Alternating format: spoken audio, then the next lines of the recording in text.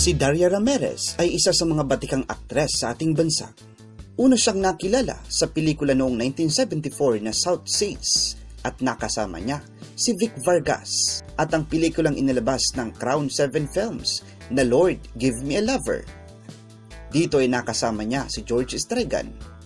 Higit sa 115 na mga pelikula at palabas sa telebisyon ang kanyang nagawa. Dahil sa kanyang husay sa piniling karera, ay nagawaran siya ng Best Actress ng makatatlong beses. Dalawang naging anak ni Daria sa dati nitong asawang si Joey De Leon. Narito't kilalanin natin sila. Number 1. Jacinda Myrtle De Leon. Kilala siya bilang Chini De Leon. Siyang panganay na anak ni Daria at Joey De Leon.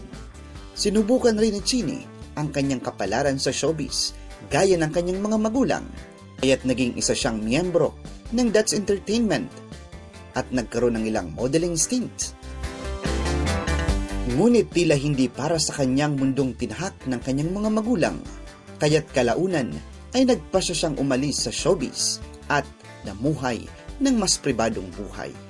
Sa kasalukuyan ay kasal si Chini at ngayon ay tahimik na nagpapatakbo ng kanyang negosyo.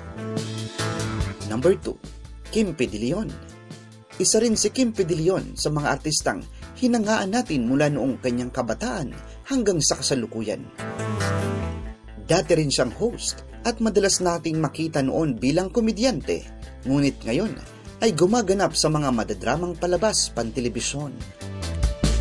Ang kanyang talento sa pag-arte ay kinilala sa mga parangal tulad ng PMPC Star Awards for Best Drama Actor para sa kanyang pelikulang nagawa noong 1995 na Villa Quintana.